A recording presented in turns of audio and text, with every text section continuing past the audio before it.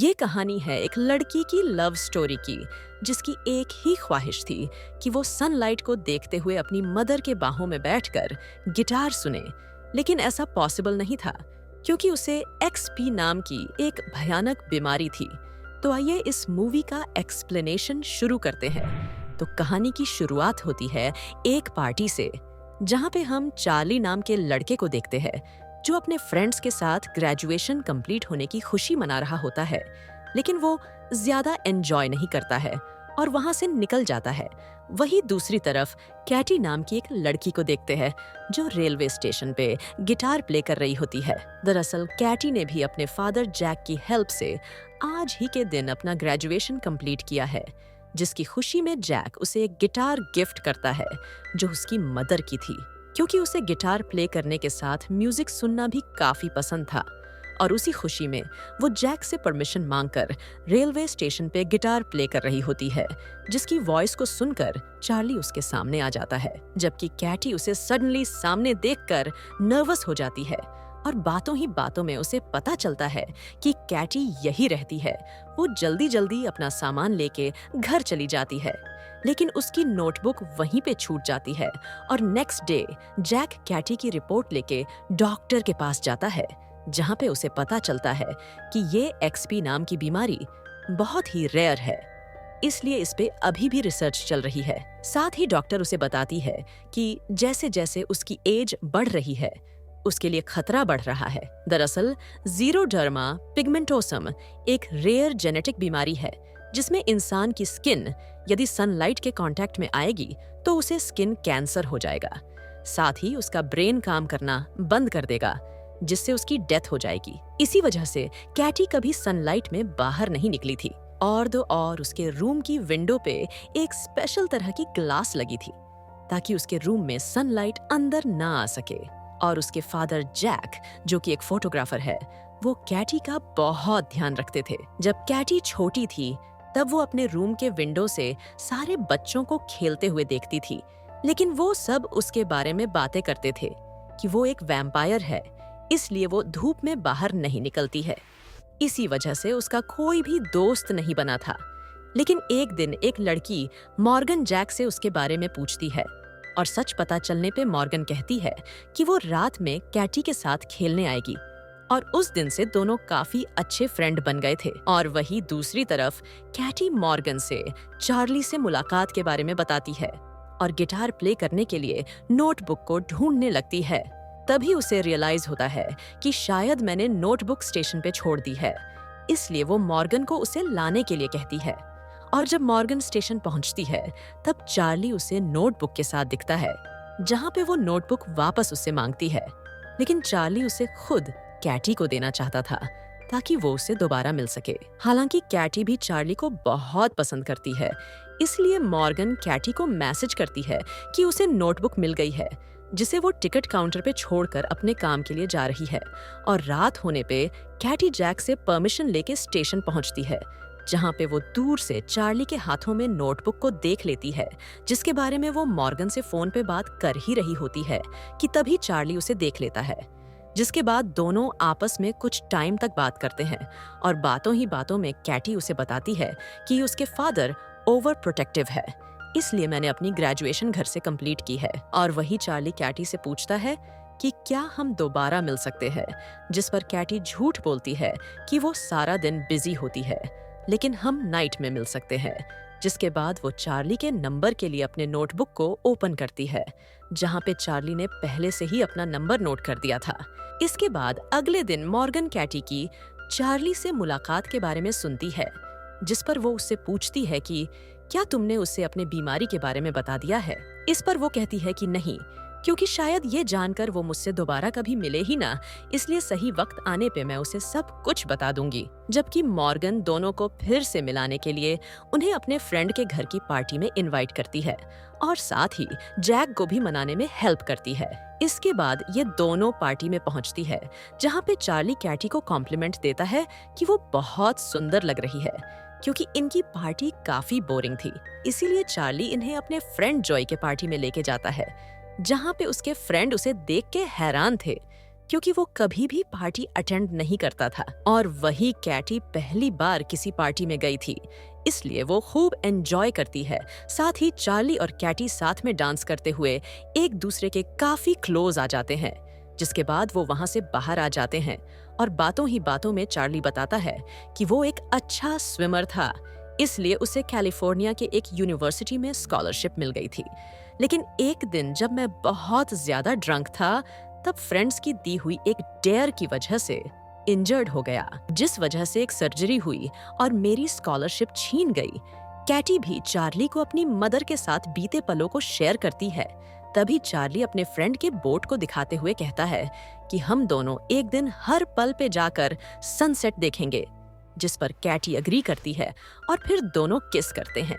और जब Charlie Katie को घर छोड़ने के लिए आता है, तब कैटी उससे फ्यूचर प्लान पूछती है, जिस पर चार्ली कहता है कि वो एक न्यू कार लेके दुनिया घूमेगा और दोनों वापस अगली रात मिलने का प्लान बनाते हैं। लेकिन जैक उन दोनों को अपनी विंडो से देख लेता है। अगली सुबह कैटी वापस मॉर्गन से हेल्प मांगती है ताकि वो चार्ली से मिल सके, जिसके बाद कैटी जैक से मॉर्गन के घर पे रुकने की परमिशन मांगती है। और जब जैक उससे पार्टी के बारे में पूछता है, तब कैटी सच बता देती है कि वो चार्ली को बहुत पसंद करती है और उससे ही मिलने जा रही है।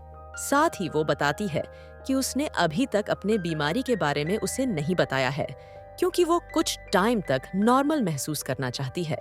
इसके बाद कैटी और चार्ली डेली मिलने लगते हैं, साथ ही एक दूसरे के साथ काफी टाइम स्पेंड करते हैं और जैक भी कैटी में आए चेंजेस को नोटिस करता है।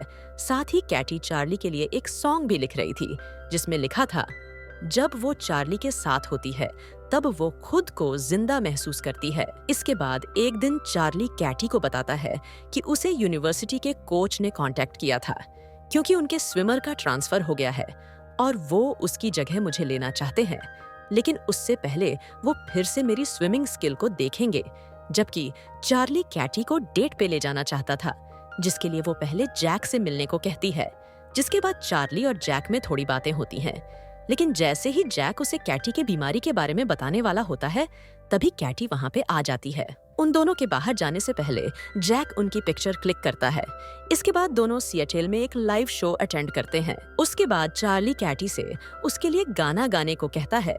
जैसे ही कैटी सॉन्ग प्ले करती है, लोग उसके म्यूजिक को सुनकर वहां आ जाते हैं और चार्ली उसका वीडियो बना लेता है। वापस आने पे कैटी स्विमिंग करने के लिए कहती है। चार्ली के मना करने पे उसे समझाती है, जिसके बाद दोनों स्विमिंग करते हैं और वही बीच के किनारे लेटकर बातें करने लगते हैं, जहाँ पे कैटी चार्ली को यूनिवर्सिटी जाने के लिए मोटिवेट करती है। तभी चार्ली उससे कहता है कि सनराइज देखने के लिए रेडी हो जाओ। और वही कैटी को टाइम का पता नहीं चला, क्योंकि उसकी वॉच पानी में जाने की वजह से खराब हो गई थी। लेकिन जब वो अपना फोन चेक करती है, तब उसमें जैक के बहुत सारे मैसेजेस और मिस कॉल्स थे, जिसे देख के कैटी चार्ली से जल्दी घर चलने को बोलती है और उसके पूछने पे भी उसे कुछ नहीं बताती है। जैसे तैसे कैटी घर पहुंचती है, लेकिन बहुत बचने के बाद भी वो कुछ सेकंड के लिए सनलाइट के कांटेक्ट में आ जाती है और जल्दी अंदर जाके डोर बंद कर लेती है। तभी जैक और मॉर्गन भी वहां पे पहुंच जाते हैं, जो उसे ढूंढने के लिए निकले हुए थे। लेकिन चार्ली को कुछ समझ नहीं आ रहा होता है कि ये सब क्या हो रहा है। मॉर्गन उसे कैटी के कंडीशंस के बारे में बताती है, जिसके बाद हॉस्पिटल में कैटी के सभी टेस्ट होते हैं, जहां पे डॉक्टर बताती है कि सनलाइट का एक्सपोजर कम था, इसलिए रिपोर्ट्स आने के बाद ही उन्हें कैटी के कंडीशंस के बारे में सही पता चल पाएगा। साथ ही यदि कैटी कुछ भी चेंजेस फील करती है, तो वो उनसे इमीडिएटली कांटेक्ट करें। और वही दूसरी तरफ चार्ली भी एक्सपी के बारे में नेट पर सर्च करता है और कैटी को काफी मैसेज भी करता है, लेकिन वो उन्हें नहीं देखती। मॉर्गन चार्ली के मैसेज रीड करती है, जिसमें वो कैटी से मिलने के लिए आना चाहता है, लेकिन कैटी उससे नहीं मिलना चाहती, क्योंकि अब वो इस सिचुएशन को हैंडल नहीं कर पाएगी। कैटी जैसे ही गिटार उठाती है, उसका हाथ कांपने लगता है। उसकी रिपोर्ट भी आ चुकी थी, जिससे साफ था एक्सपी फिगर हो चुका है, यानी कि कैटी की कंडीशंस काफी सीरियस थी। और तो और कैटी की तबीयत भी धीरे धीरे और खराब होती जा रही थी। इसीलिए वो जैक के लिए डेटिंग प्रोफाइल बनाती है, क्योंकि उसे एहसास था कि उसके जाने के बाद जैक बिल्कुल अकेला हो जाएगा। वो जैक से प्रॉमिस लेती है कि वो किसी एक को सेलेक्ट करके अपने साथ ट्रैवलिंग पे ले जाएंगे और हर जगह की पिक्चर क्लिक करके उसे पोस्ट करेंगे। रात में जैक जो फूड ऑर्डर करता है उसे चार्ली लेकर आता है, जिसे कैटी देखकर डोर बंद कर देती है। जैक उसे समझाता है कि तुम्हें चार्ली से बात करना चाहिए और उसे सब सच बता देना चाहिए, क्योंकि वो ये डिजर्व करता है। कैटी उनकी बात मानकर चार्ली से माफी मांगती है और फिर वो दोनों काफी बातें करते हैं। चार्ली अभी भी कैटी के साथ रहना चाहता है क्योंकि उसने उसकी लाइफ बदल दी। कैटी इस बात से काफी खुश होती है और फिर दोनों किस करते हैं, जिसके बाद वो चार्ली के स्विमिंग को भी देखने जाती है, जहां चार्ली जैक से कैटी को बाहर ले जाने की परमिशन मांगता है। वो उसे एक स्टूडियो में लेकर जाता है, जहां पे उसे वही गाना गाकर रिकॉर्ड करने के लिए कहता है जो उसने चार्ली के लिए लिखा था। धीरे धीरे कैटी की हालत खराब हो रही थी, लेकिन वो खुश थी क्योंकि चार्ली उसके साथ था।